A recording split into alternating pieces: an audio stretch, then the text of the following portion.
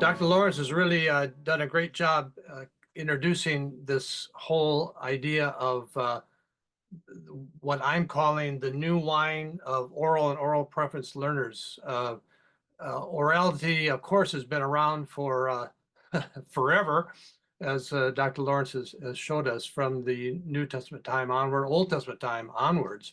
But we're more recently recognizing that with the whole orality movement and even this conference that he talked about in Thailand that's coming up, this is, we're having kind of a new wave here. And so as I've been exploring this, I've been thinking of it in terms of our need, in terms of the academy, and so many of us are involved in the academy. And so I wanted to have us think about this today, rethinking the old wineskins of academic, the whole understanding of what it means to be academic, or for the new wine of oral and oral preference learners. And I think this is so important for us today. Now, I'm just kind of dabbling in this. You all are the experts in this, and so I defer to you in this. But I think that there are some things that we need to think about in terms of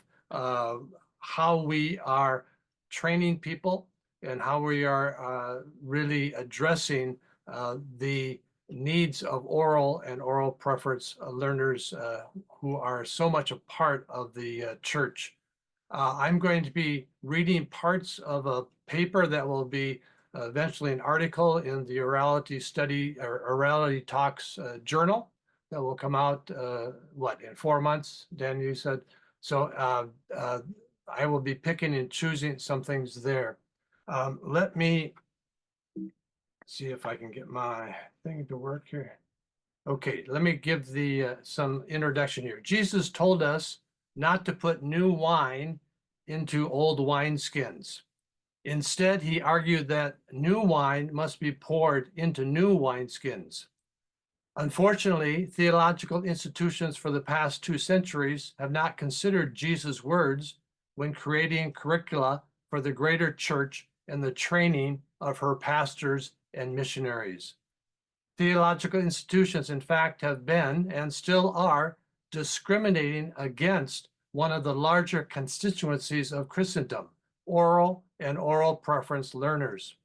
These institutions are forcing the new wine of oral and oral preference learners into the old wineskins of curricula based on the needs of a reading majority. This is kind of what Daniel was talking about when he came from Germany to the Philippines and realized that the theological curriculums were very similar, although the contexts were very, very different. I think it's time to carefully consider why being able to read is equated with academic standards of excellence, while not being able to read is equated, at least by the academy, with ignorance and inability to think in academic ways. We desperately need to rethink the old wineskins of what is considered academic as we try to meet the training needs of the new wine of oral and oral preference learners who are pastors and missionaries today, or who will be. What this rethinking requires is an embracing of an entirely new philosophy of how theological education is done. And this is what Dr. Lawrence referred to in some of the new courses that are coming up in terms of orality studies and whatnot. This includes how theological institutions view what is and what is not considered academic. Traditionally, an understanding of academic is viewed from the perspective of the old wineskins of the academy, where students typically listen passively to lectures, read lots of books and articles, do research and write papers, take tests, and so on, often done in isolated settings far removed from regular people. While none of these aspects of the old wineskins need to be abandoned out of hand, what is traditionally considered academic must be carefully reassessed in the light of the new wine of oral and oral preference learners. One emerging alternative to the old wineskins is known today as competency-based theological education, or CBTE. CBTE's emphasis on contextual learning, team-based mentoring, integrated outcomes, adapted assignments, and especially competency in ministry may help theological institutions make the changes necessary in their understandings of academic, especially for oral and oral preference learners. And so some questions that I'd like you to think about as we go through this today is this, here's two things. How do you define the word academic? And in what ways might your educational philosophy influence how you define academic? So how does your worldview, how does your whole understanding of what academic is influence how you react to both those who are coming from reading cultures and those are coming from cultures that are non-reading cultures? Today, we will explore the new academic wineskins that are needed in four different ways, four different parts. The first is what I'm calling the hegemony of the reading culture of the academy, and their understanding of what academic that currently dominates theological education worldwide, and the implications of such an understanding for oral and oral preference learners. Second, looking at how theological institutions might better incorporate oral-based pedagogical methods. I think having an understanding of what I'm calling theological intelligence, or TQ, might help theological institutions better incorporate other understandings of academic, especially more orally based pedagogical models, into both the teaching and learning that occurs in the training programs. And third, I'll briefly touch upon what my school, Kairos University, is doing in using competency-based theological education, and perhaps using this as a bridge, something to bridge the gap between readers and non-readers in the academy. And then finally concluding with recommendations for theological institutions and educators. So this is going to be a very quick overview, but I want to start with a story, which is a composite of many students and individuals that I've taught or experienced over the years.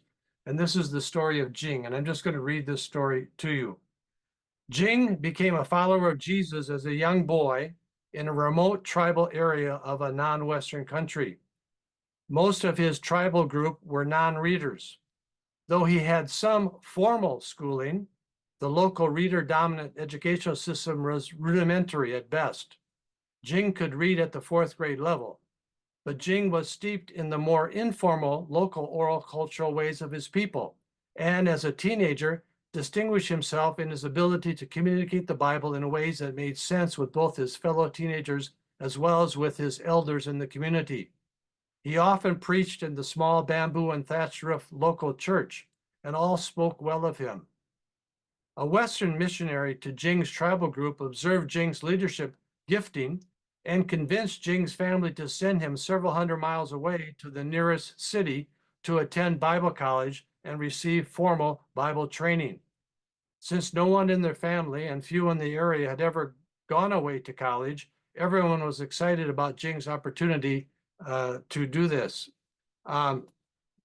Though he was intellectually gifted, he had never studied so hard in his life once he got to this Bible school. Reading books, writing assignments, taking written quizzes and tests, all far away from his own family and people. In his mind, what he learned at the Bible college was like having to learn an entirely new way of thinking. Somehow, though, Jing made it through Bible college. In fact, he excelled. When he went back home during the summers, however, his local friends and family started to find it more and more difficult to understand what Jing was talking about when he was invited to preach. For now, when he preached, he often spoke of context and original languages and what so-and-so Western person said about the Bible. And every time he preached, he had 3 points that he wanted to get across. To his friends and family, it was almost as if Jing was speaking a foreign language. He seldom referred to aspects of his own culture. Jing himself grew increasingly frustrated every time he journeyed home. However, he did so well in Bible college that upon graduation, he was given a big scholarship by the Western missionaries to travel to an even larger city for a seminary education. Here, Jing again excelled, but he didn't go home as often, And when he did, he really didn't have much in common with his own people. Eventually, Jing ended up teaching at the seminary in the big city. He seldom returned home, and when he did, he was rarely invited to speak in church. So again, this is a composite story of Jing here, but I think it reflects reality of many who are coming from a oral dominant culture and being forced in a sense to go into a written reading culture's situation or tradition. A couple of questions come up here. What's wrong with the story? In what ways might a different educational philosophy have helped make Jing's education experience a better one for him, one that would make him still relevant to the people that he was a part of? There's 5 points from Jing's story that I would like to see here. He was extracted from his own culture and cognitive environment. His local orality-based cognitive environment and oral system of learning was not valued by the local Western missionary. The Western missionaries thought that he needed to learn another educational system, a reading preference system, in order for him to excel in his spiritual giftings. He struggled in learning the new reading culture, but soon viewed it as superior to his own oral culture's communication style. And as his new reading culture knowledge and ability grew, he increasingly could not communicate with his own people. Now, these 5 points, I think, are some things to keep in mind that the situation that Jing came out of was one which was this: the reading culture, which was so much a part of his whole experience here. Obviously, many of the 5 points that I talked about with Jing is wrong, though the motivation of the Western missionaries were not necessarily bad. The fact is they were rooted in a colonial mentality of West is best, including the Western reading dominant educational system. Elsewhere, I have written on colonization and its effects on theological and missiological education, especially on dismissing of local ways of teaching and learning. And you can look at those resources when you get the article. As a result, I'll limit my comments today to this on colonization. Colonization and the resulting paternalism that has often remained has affected theological and missiological education in many ways, but primarily with regards to curriculum relevance and to dismissing local ways of teaching and learning. Recent ethnographic research has come to label the influence of colonization as authoritative knowledge. As a result of colonization, a result is that those who are colonized eventually take on as authoritative a certain way of thinking or knowing that was at first foreign to that particular culture.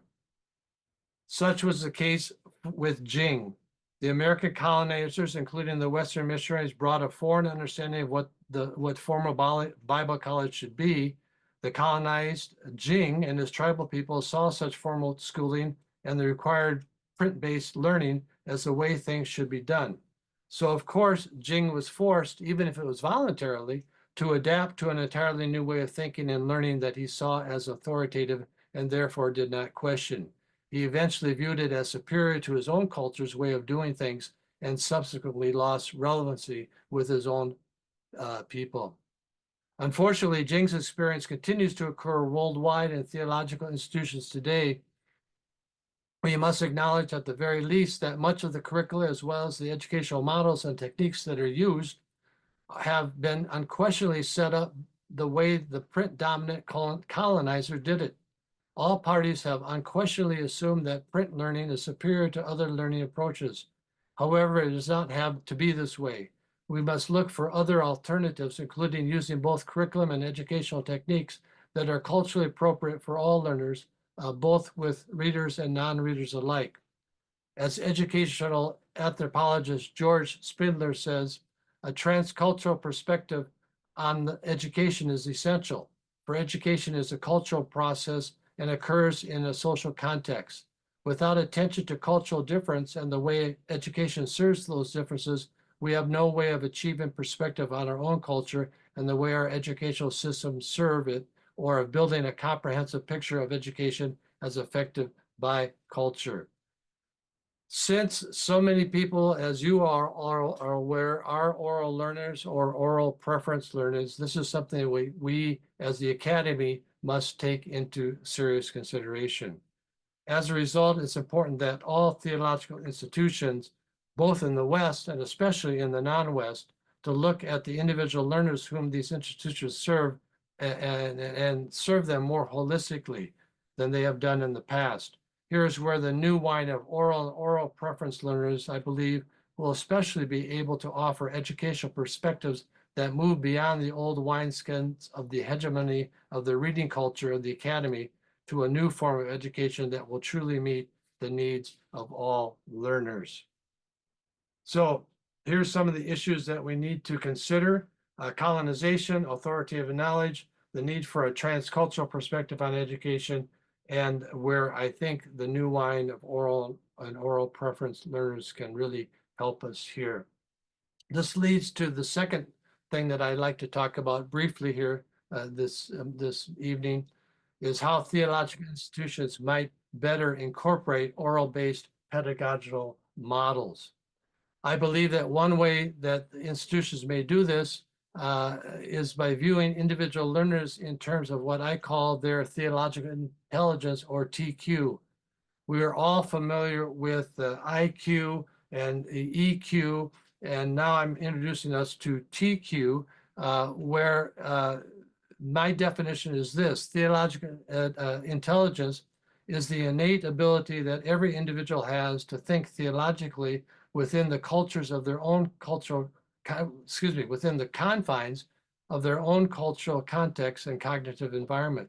They're able to do this through having mastered the techniques of their culturally appropriate educational systems, both informal and or formal. And as a result, each individual is able to successfully comprehend their culture's theology and communicate that theology to their own people in ways that are both culturally appropriate and understandable. We all know that people are able to do this in whatever culture they're a part of. They have the theological intelligence necessary to do it, whether they are in reading cultures or whether they are in non-reading cultures. That every person has this innate ability to think theologically. But we have not seen that or allowed that to be seen among oral and oral preference learners, that they have the same theological intelligence as readers, but they have been, because of the educational systems and our understanding of the Academy, we have not valued that theological intelligence that they have. And as a result, we have, in many cases, forced them, like the story of Jing, force them to go into a reading culture mindset so that they can become trained to become pastors and missionaries and teachers and whatever, instead of saying, okay, what is the theological intelligence that they already have? How can we use their oral cultures and ways of thinking and ways to do this that will be culturally appropriate? Dr. Lawrence mentioned my work in the area of ethnohermeneutics. And just to do a little advertisement here, my new book of mine will be coming out next year called The Bible in Culture, which goes into a lot of this stuff of how we actually do this in terms of recognizing the theological intelligence of people and using that as we even help them interpret the Bible and incorporate the Bible into their teaching and preaching and so on. Some things to think about here, some subpoints of this. Every individual has this.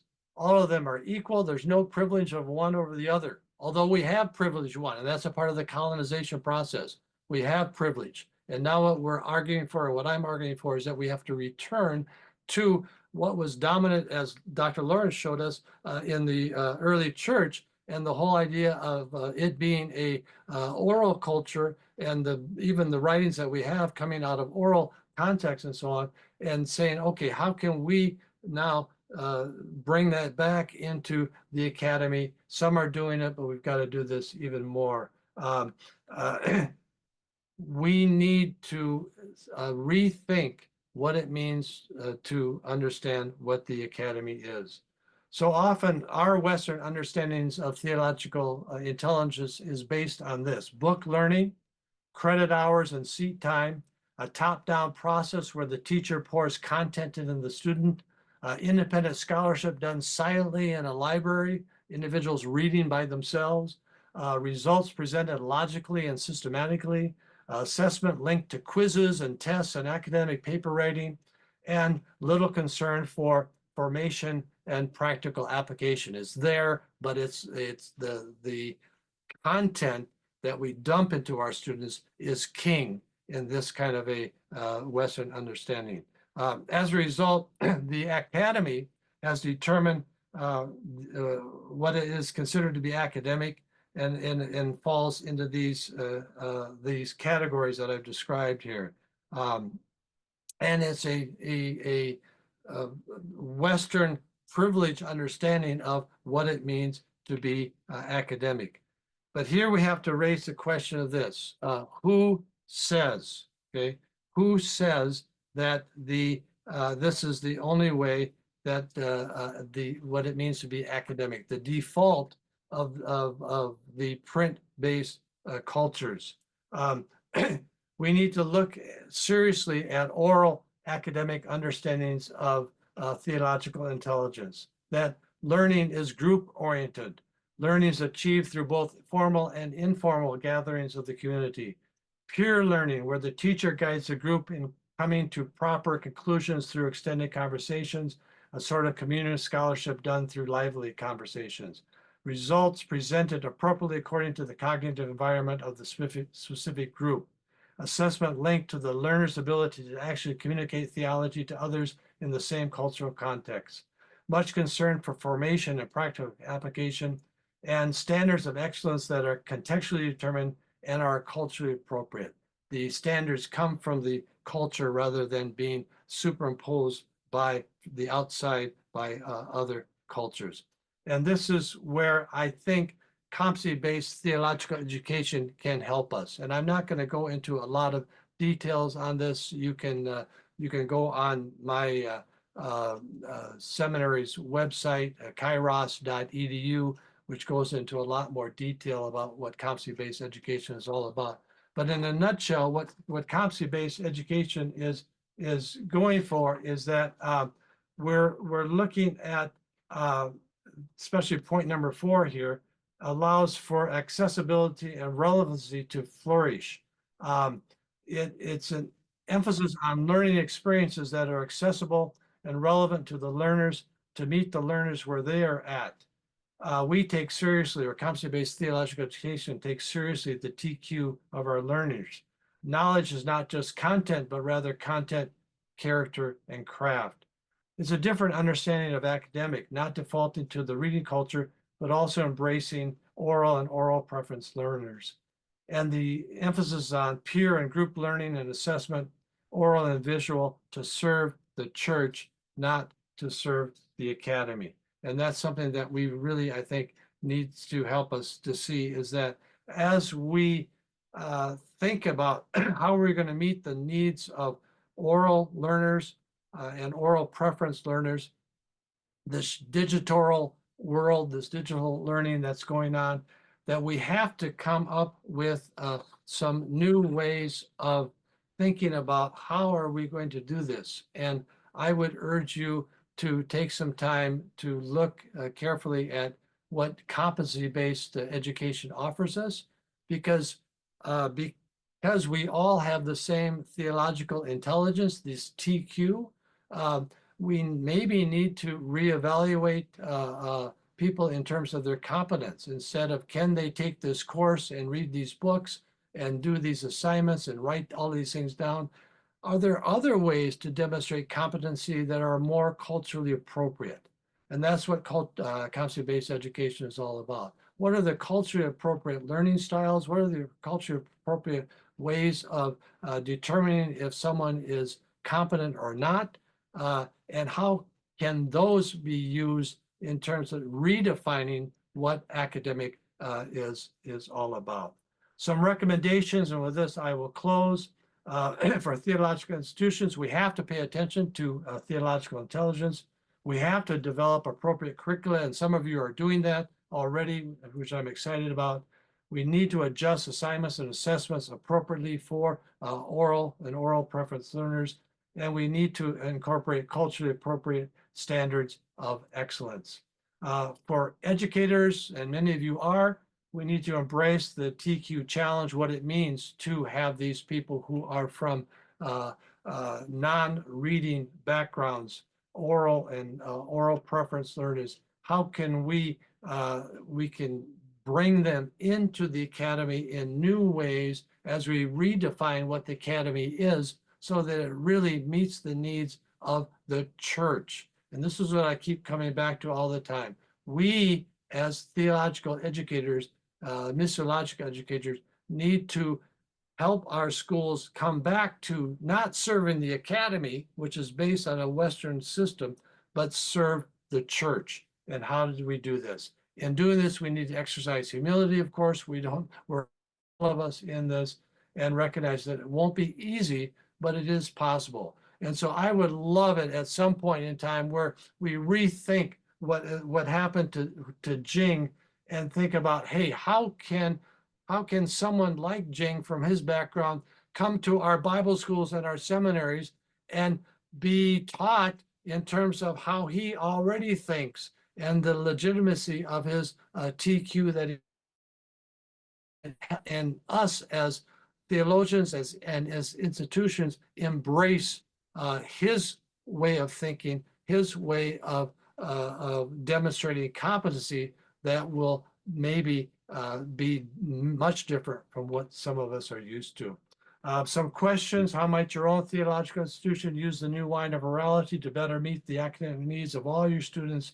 And how might you use the new wine of orality to better meet the academic needs of all of your students as well? I just gave you my conclusion, so I will start with that. If you want to contact me more about any of this, please, my email is there, and look at, again, kairos.edu for more information about